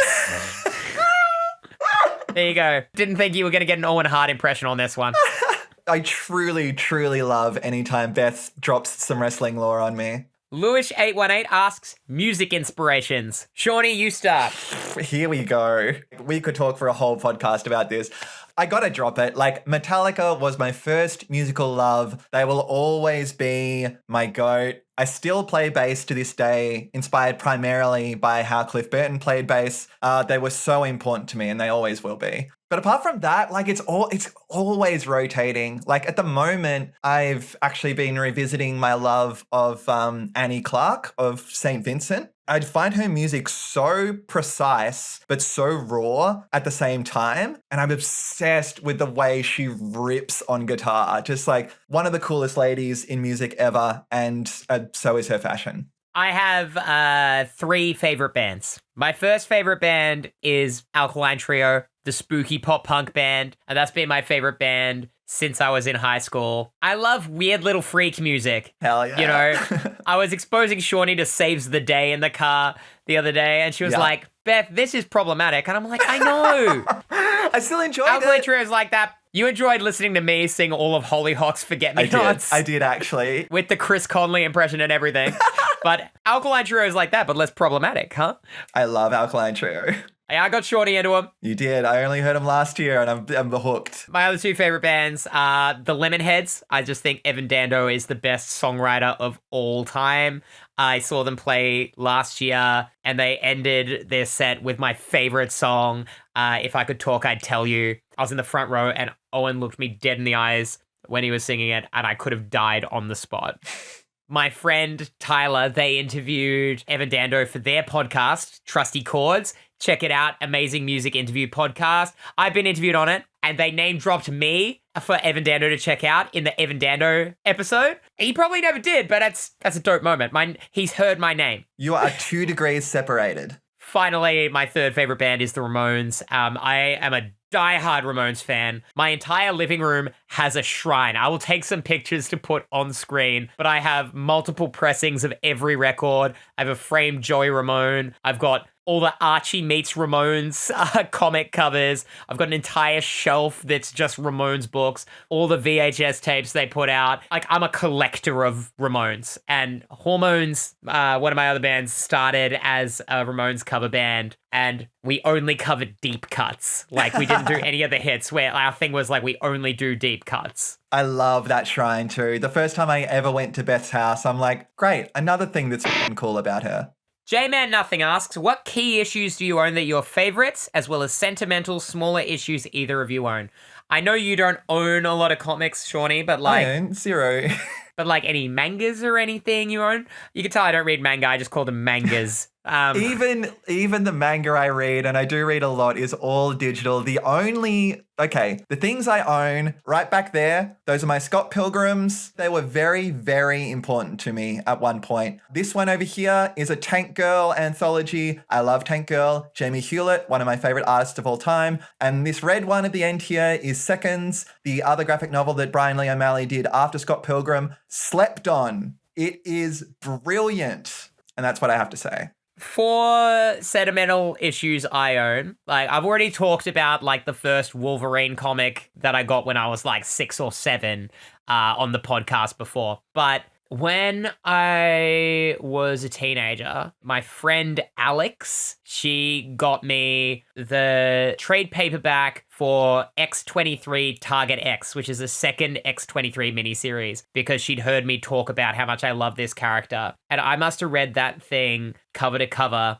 at age 16 hundreds of times, because X-23 is a character, like, and it is wrong to call her X-23 considering, like, what that name means to her as a character. So I'll say Laura from this point on. But, like, Laura Kinney is a character that as a teenager, like, I resonated with so much and just couldn't work out why, because she's another character who has had to atone and overcome the circumstances that she was born into and didn't choose. And that would be another character for a great trans reading, Laura Kinney. That miniseries meant the world to me because it's all about her escaping the facility and trying to find a place in the world where she belongs, but the ghosts of her past trying to catch her at every turn. I love it so much to this day. I love any time that you talk about how much she means to you as well. If, like, Emma Frost and Rogue are my favorite X-Men, Laura is third. Aww.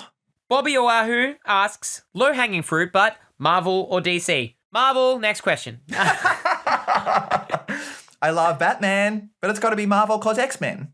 I don't know. Do you have an opinion? Yeah, I don't care for Marvel, actually. No, of course. Of course. Even, like, it's got to be X-Men. I've always, like, even before I knew, like, anything about the comics, that show was so important to me, so I would have always said Marvel. Plus Spider-Man, so, yeah. I like DC comics fine, but, like, I grew up reading Marvel. I read X-Men, Spider-Man, Moon Knight, Daredevil. Those are the comics that I had access to, and the news agency near my house also sold Batman. So I read Batman as well. So I have a huge Batman collection and pretty much nothing else from DC except Vertigo titles. Yeah. I will say the new Absolute run they're doing on DC really intrigues me. I've read none of it, but everybody says that a lot of those titles are fantastic. Yeah. I'm a Marvel baby.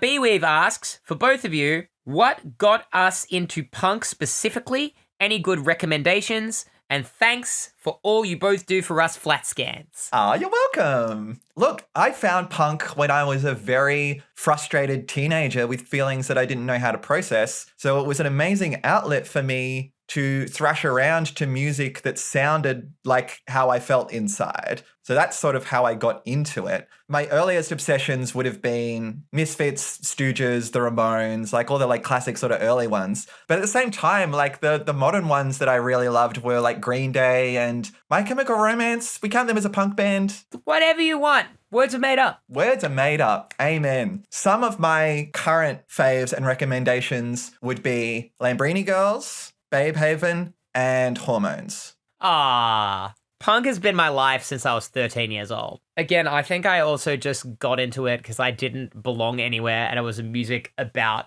being an outsider. I got really into the Ramones, AFI at like 13 years old. AFI is actually a band that like meant a lot to me when I was super young. And, like, I kind of, like, dip in and out of them. But I've just recently got Shawnee into them.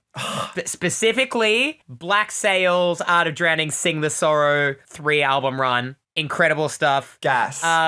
But, like, there's just... How do you narrow it down for, like, all the bands to mention, you know? Right? Like, I love different punk bands from different eras. You know, I freaking love a lot of the poppier, like, 70s British punk. The Buzzcocks, Generation X, Amen. 999. I absolutely love, like, 80s American DC hardcore specifically. Like, Dag Nasty is, like, one of my favorite bands of all time. And then, you know, I'm a tragic for pop punk and stuff like that. You know, Alkaline Trio means a lot to me. Saves the Day means a lot to me. There's too many bands to mention. You know, again, catch me when you see me in person sometime. I'll talk your ear off about all the music that I love. That's it. It's just weird little freak music. Weird little freak music. And that's always the best. That's it for me. A lot of people, Korok Buddy, Howdy Nielsen, and Probably the Moon, all asked, if we were a mutant, what would our powers be?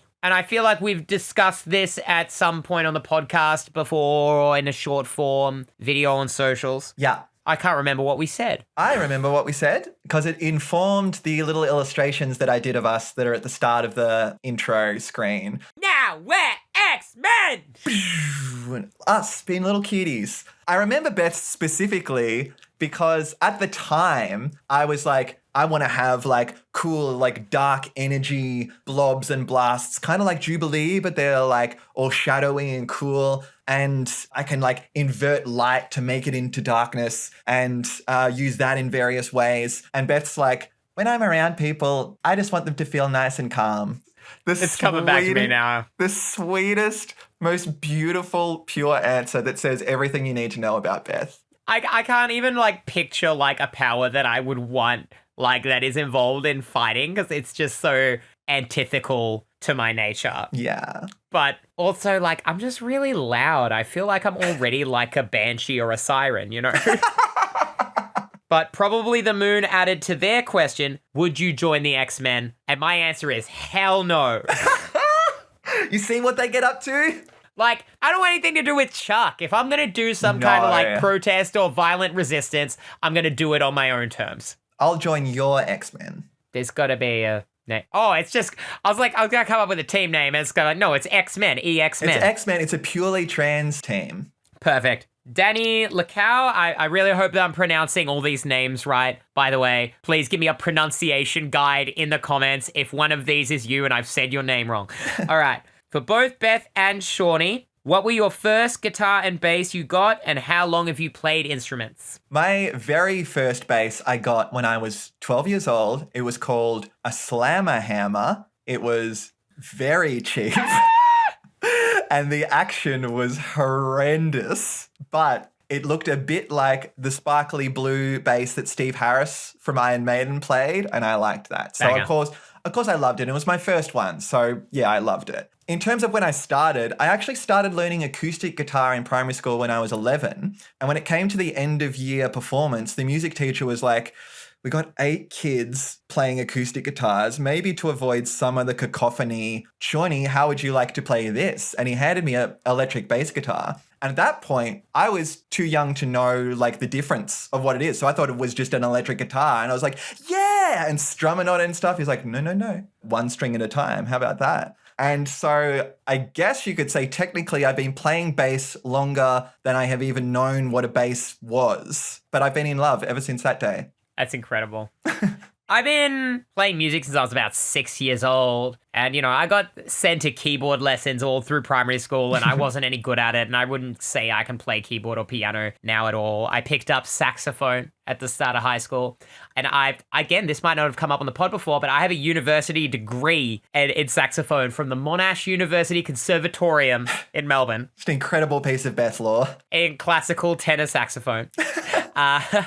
And she rips. I play a Yamaha saxophone, and you can hear me play on the song Characters in a Film on the second Beth Seymour on the Lizzies album. I think that's the only song we've released with saxophone on it. I think so. But that's my first guitar. It was just like an SX beginner guitar pack that came with the guitar and the amp. Classic. That I went halvesies with my mother on because she owed me money for something. I can't remember what. And I taught myself to play on that. I was probably driving everyone in the house crazy. And that guitar and another guitar I got for my 18th birthday, Candy Apple Red Squire Telecaster, that I now have another one of that I found secondhand. Both got stolen from a show at the Mooralbark Community Centre out in the eastern suburbs of Melbourne. On my parents' insurance, I managed to get an Ibanez Artcore hollow body guitar that I still have to this day. Okay, good. Heartbreaking. Hate that story. Yeah, but it's a way better guitar. And I have that Telecaster again now. It's an ultimate win. And the guitar I have that has whoopers all over the pickguard,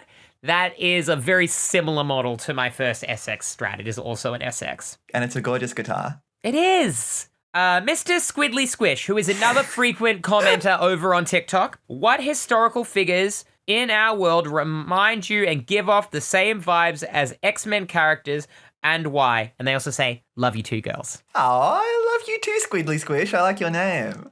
Rasputin. He clearly had some kind of fun telepathic hypnotizing power going on, and they just couldn't kill the guy.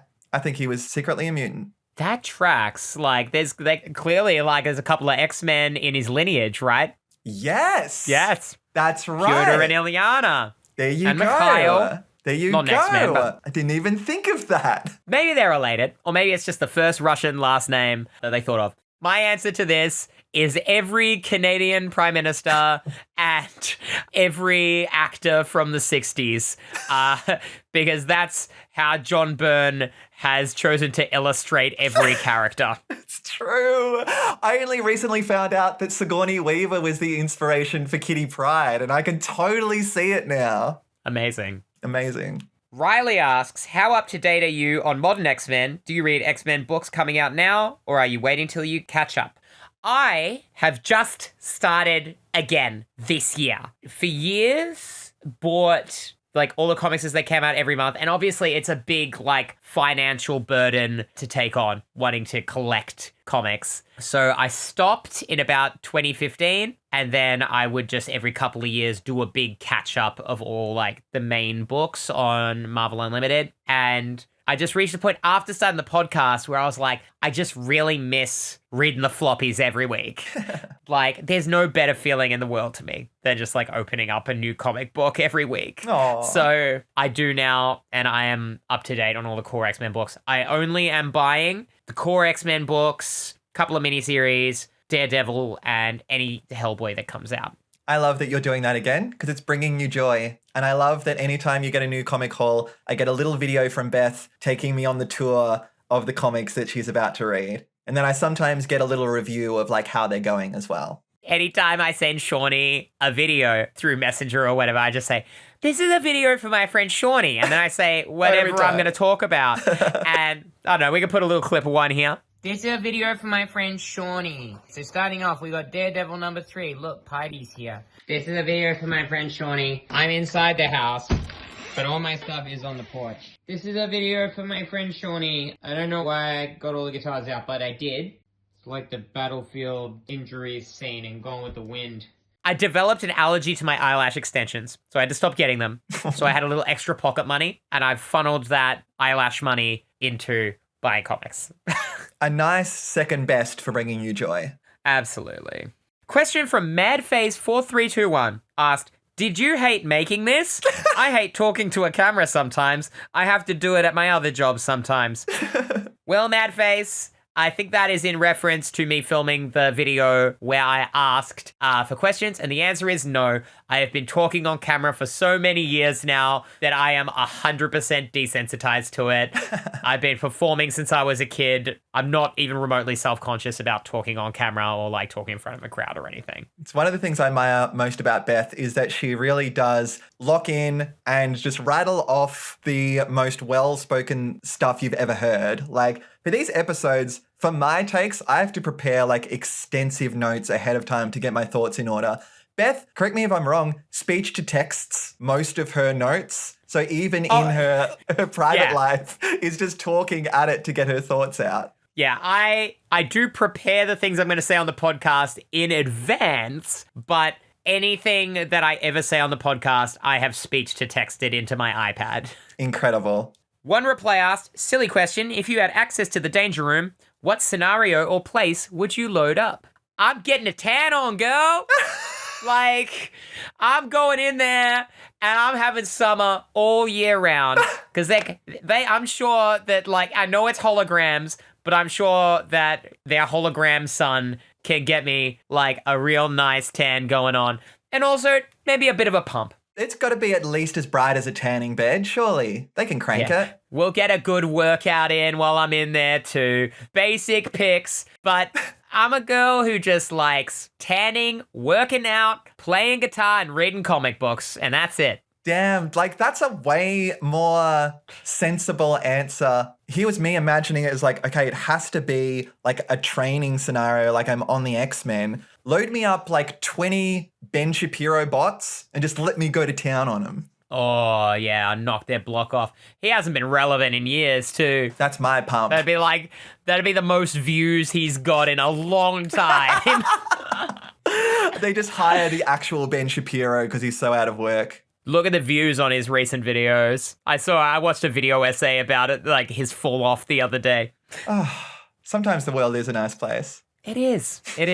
JJH01 Harmon 38 asks, besides X-Men, are there any other comics that you enjoy? I know you've just gone through your whole collection, Shorty. I have, and I didn't even mention Berserk because it's a digital one that I read. That's definitely been a top favorite of mine for a long time. Just know that, like, if you're going to read it, just make sure that you check out all of the content warnings ahead of time because it is one of the best mangas ever written, but there's a lot of really confronting stuff in there. So just prepare yourself beforehand. Yeah.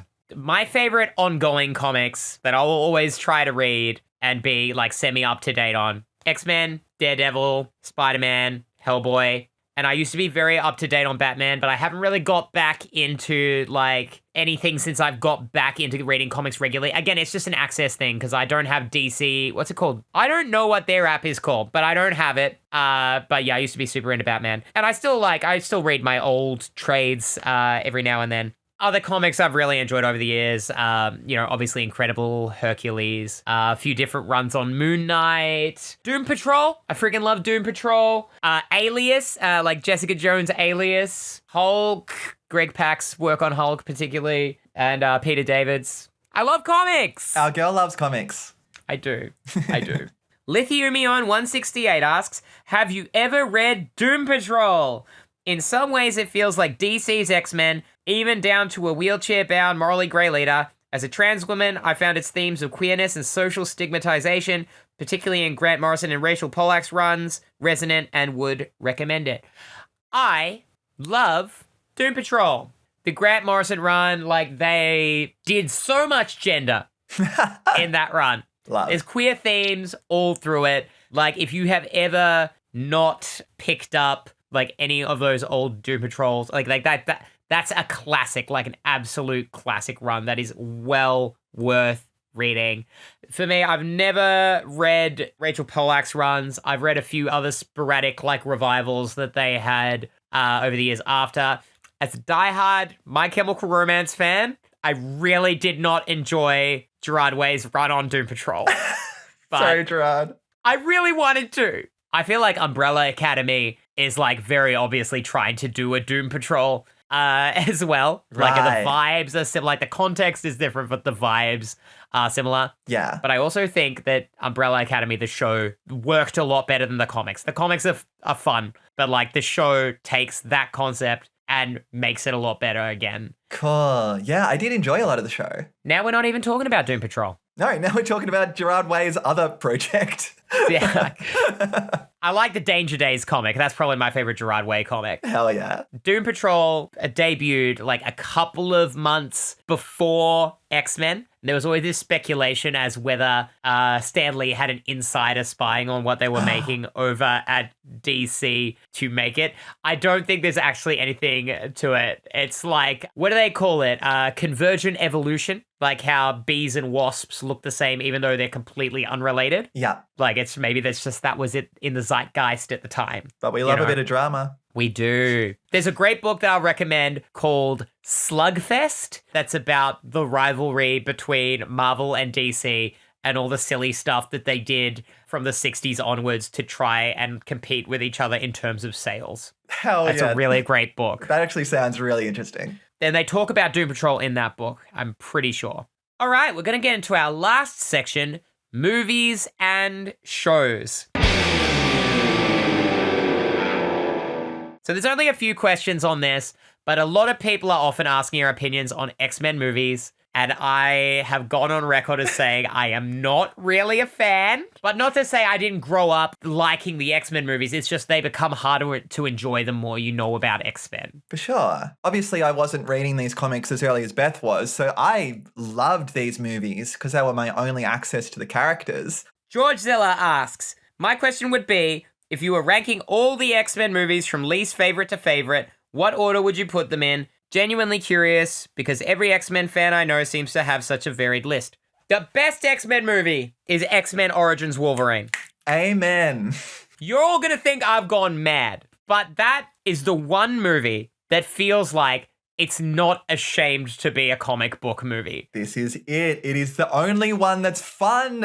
I might just rattle off like the handful that I like and the handful that I really don't like. I'll do the same. Rather than ordering them. I really, really dislike X-Men First Class, the Deadpool Wolverine, because that one just like feels so like MCU brain rotted that it's just like, oh, here's a bunch of stuff on screen and references to stuff. Yeah. Rather than like actually being a movie.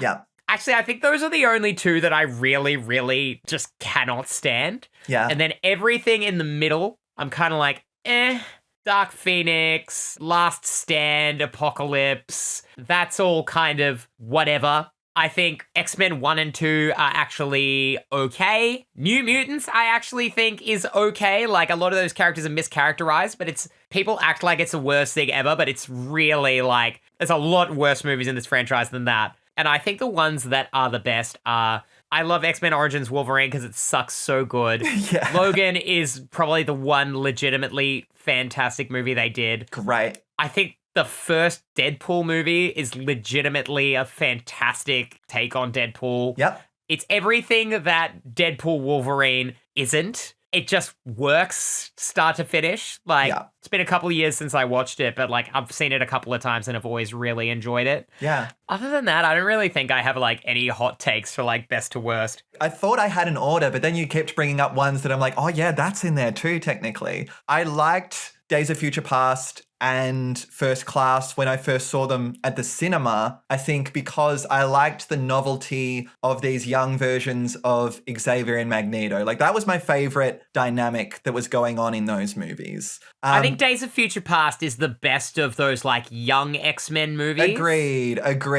I don't love the Hellfire Club in First Class. I don't love the First Class in First Class. Apocalypse has a sick scene with a Metallica song in it. That's the only nice thing I can say about it. The Dark Phoenix one was so bland, I remember literally nothing about it. And I think I've seen it twice. I remember like watching that one during COVID. The young X-Men like at the start are like quipping and getting up to stuff. I was like, maybe this is going to be okay. Yeah. And the second like the space shuttle starts going down, I was like, oh, no, it's not. Oh, no. Or maybe it was way before that. I don't know. Yeah. Like it's so blurry since I've seen it. Yeah. Quicksilver, those scenes, they're fun. Very creative. It's not my Quicksilver though.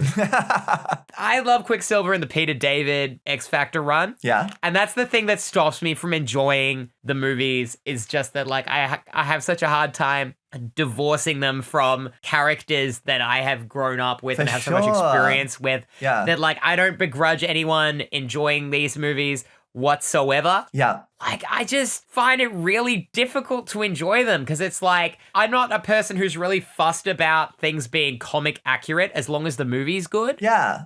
But the movies aren't good. The takes on the characters aren't good. Like, if you're going to make things not like the comic, which you shouldn't have to in a movie, For sure. at least make something worth watching. But they all just, like, feel like studio projects rather than labors of love or joy. They do. And I think this is the thing that I've found revisiting them is that when I was watching them as just like letting it wash over me as an action movie with cool moments in it, I'm like, yeah, this is an enjoyable time. But knowing what the characters could be, I'm trying not to fall into the pit of going like being a comic purist, but like there's such rich, interesting characters, and if they had have injected a little bit more of that into them, the movies would just be better. But they pull this off in X-Men 97 Exactly. perfectly, So, which I know is a different format, but there's never been a bad X-Men cartoon. True. Oh, except like the 6-episode X-Men anime when they did the Marvel anime thing, but let's not worry about that.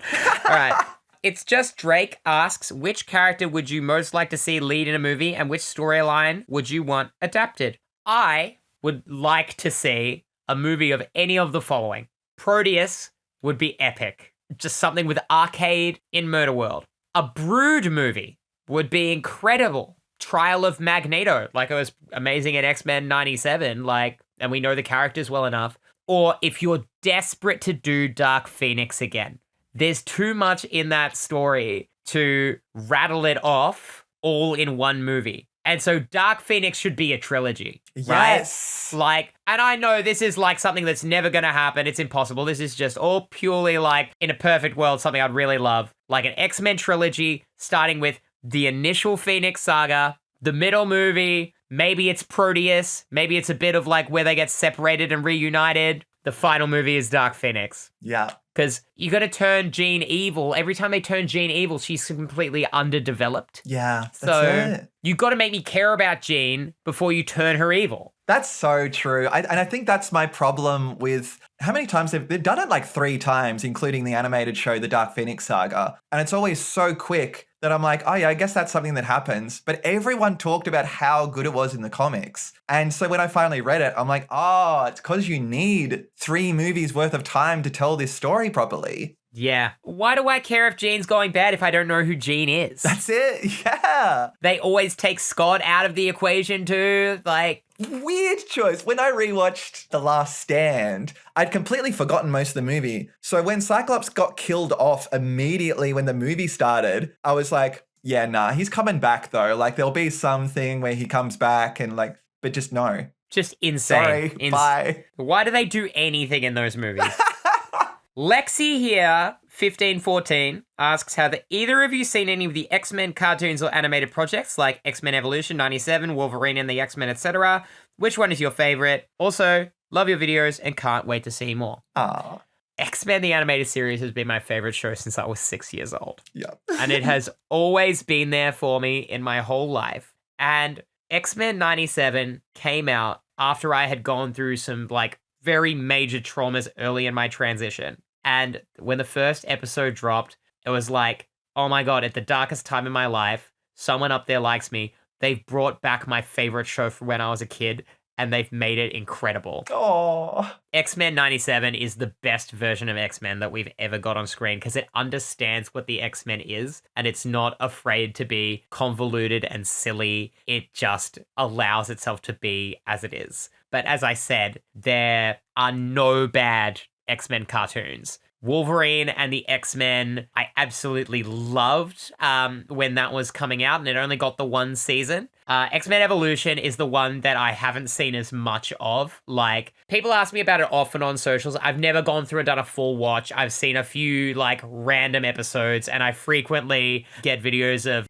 Nikhil Clayton watching it. So that one, I need to do a deep dive on X-Men Evolution. But I love all the shows. echoing what Beth said, like I've said it before, the original X-Men cartoon hit me so hard as a kid. Like I feel like I remember being 6 years old and like witnessing it on screen for the first time and just like the excitement and new feelings that it stirred within me. That was always really important to me. And I resonated with those characters from that alone for a really, really long time. I actually saw X-Men 97 for the first time last year. And it was like only a couple of months before we started the pod officially. Because I bullied you into watching it. Well, I asked you because I knew like I had a weekend.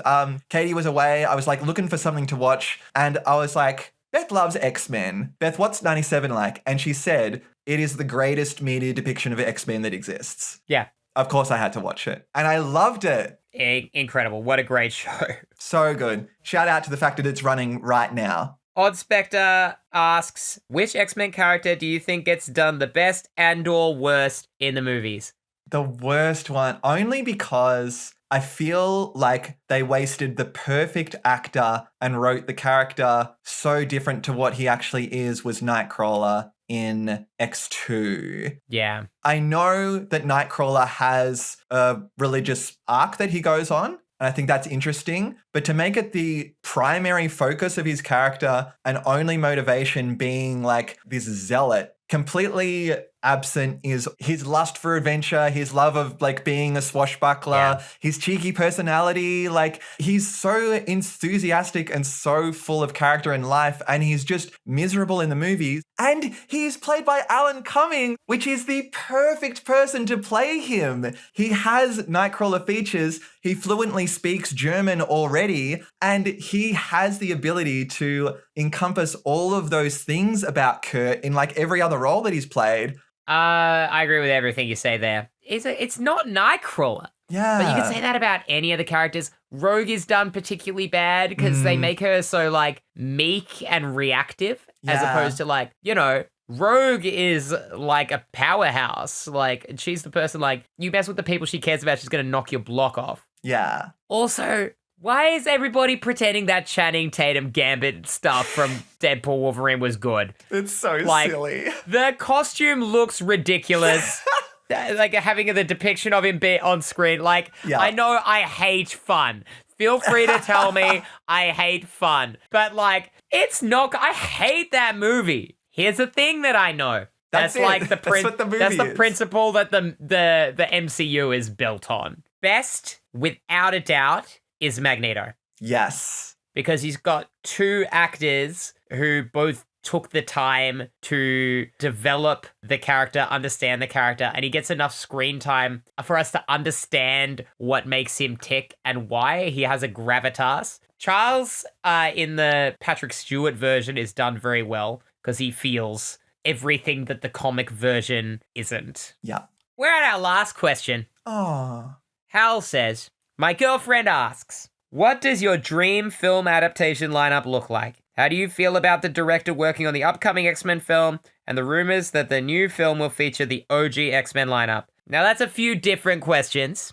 I'm going to answer the last part first. Cool. I think if you're going to make a movie with the original 5 X-Men as the original lineup of X-Men, don't. Because that's so boring. Like, nobody bought the original X-Men comic because it's just like 5 samey people who got up to samey adventures. And maybe you could write a better story for them. But the all new, all different characters are so much deeper. And so many of the characters they bring in later are deeper. Like, you don't need to make the movie focusing on the formation of the X-Men either. So I really have no interest in that. I actually don't know who the proposed director is. Have you heard anything about that? No, I haven't. Maybe I should look it up. It is Jake Schreier, Known for? known for Thunderbolts. People said that was okay. What a review. And the other part of that was the dream adaptation for a lineup. 5 Nightcrawlers. 5 Nightcrawlers, all played by Alan Cumming, redeeming the role at last. When we were talking about Proteus, we had the dream movie scenario was going to be that Sam Raimi was going to direct it. Yes! I forgot about that. My lineup for director of the Proteus saga, Sam Raimi. The one casting choice we made is that Peter Gallagher has to play Joe. You made. Who do you want for the rest? Yeah, I was wondering if like lineup meant what team we would want to see, but I guess it would mean like the true. filmmakers. Yeah. You know what? I'd also love to see a movie with the Hellfire Club as the villain. Yeah. And then we could work towards Emma's redemption in a future movie. Yes. That I would think be that cool. could be very interesting. Do you have someone that you'd be like, they'd play Emma well? Yeah, her name is Elizabeth Veronica Seymour. There it is. We're locking in Sam Raimi. That's my favorite director. Yeah. I rattled off my favorite directors to Shawnee the other day. It was Sam Raimi, Robert Rodriguez, and John Carpenter. Yeah. And they offered Robert Rodriguez X-Men, and he turned it down. We could have lived in a world where Robert Rodriguez directed the X-Men instead of Once Upon a Time in Mexico. It's not too late. Granted, I haven't seen it in decades, but I used to love Once Upon a Time in Mexico. But I would want his X-Men more. He pulled off Spy Kids multiple times. That is. Worked with Alan Cumming already. Exactly. I feel like we haven't answered this question, but it doesn't matter. We're getting silly. It's gossip time. That's it. I think we're at the end of the line. I think so. I'm so sad. I've had such a fun time gossiping tonight. Thank you for being here with us tonight, Flat Scans. Next week, we will be back to reading the X-Men. We'll be reading issues 138 to 140. So till next time, thank you, Flat Scans. We are the X-Men, the next stage in human evolution, 2 trans women exploring the X-Men. Bye! Mwah.